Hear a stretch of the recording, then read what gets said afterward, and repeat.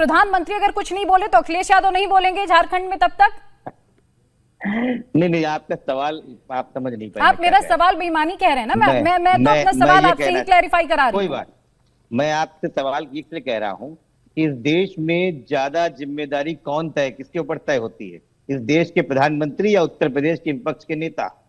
ये आप तय कर लीजिए, इंडिया टीवी तय कर ले। समाजवादी पार्टी का बहुत साफ स्टैंड है, झारखंड में जो हो रहा है वो गलत हो रहा है। एक निष्पक्ष सीबीआई जांच होनी चाहिए और किसी भी तरीके से छात्रों के साथ कोई बेईमानी नहीं होनी चाहिए। ये भारतीय जनता, मेरी बात पूरी है, मेरी बात पूरी जो अब आप कह रहे हैं। मेरी बात पूरी होने दीजिए, बीच मत बोलिए। जिस ब्लैक लिस्टेड कंपनी की बात आप कर रही, आप उसके हाल देखिए उत्तर प्रदेश में। इंडिया टीवी ने आज तक एक शो भी नहीं किया है। UP police constable examination 2024 leak होता है। पेपर छापने वाली कंपनी का नाम है Edutest solution private limited, Ahmedabad, Gujarat. Leak होता है, ब्लैक लिस्टेड होता है।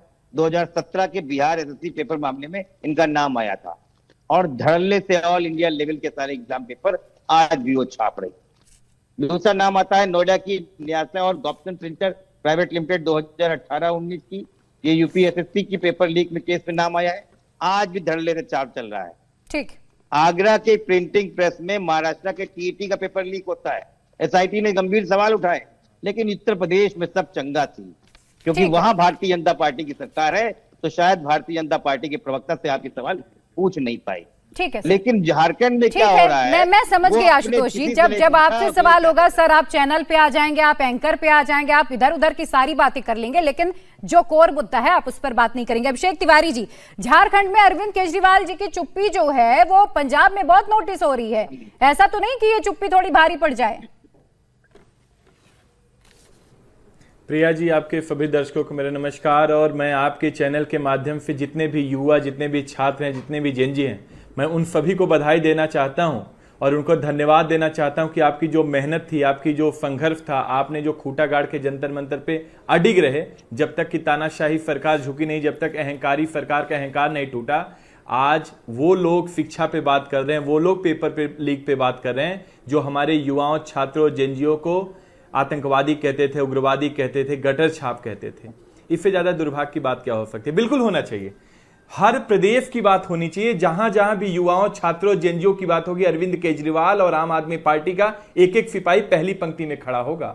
बात करते हैं ना, क्यों नहीं करना चाहिए? झारखंड की भी बात होनी चाहिए, उत्तर प्रदेश झारखंड में कहां खड़े हैं आप लोग? गुजरात की भी बात होनी चाहिए, उत्तराखंड की भी बात होनी चाहिए। मैं आ रहा हूं प्रिया जी, मुझे जवाब तो देने दीजिए, पूरा टाइम आप मुझे प्रिया जी मुझे जवाब देने, मैं आपसे अनुरोध करता हूं। आपकी एक प्रतिष्ठित न्यूज चैनल है, मुझे एक बार जवाब देने दीजिए, जवाब दीजिए। पिछले 12 वर्षों में 152 पेपर लीक हुआ है, 8 करोड़ लोगों की जिंदगी बर्बाद हुई, 8 करोड़ जेनजी और युवाओं का भविष्य बर्बाद किया गया। मैं एक एक करके आता हूं, बात करिए ना। उत्तर प्रदेश में देखिए 40 पेपर लीक हुआ, गुजरात में देखिए 40 पेपर लीक हुआ, मध्य प्रदेश में देखिए 35 पेपर लीक हुआ, हरियाणा में देखिए 38 पेपर लीक हुआ, नेशनल एग्जाम देखिए 152 पेपर लीक हुआ। न जाने कितने लोगों की अरमान खत्म कर दिया भारतीय जनता पार्टी ने।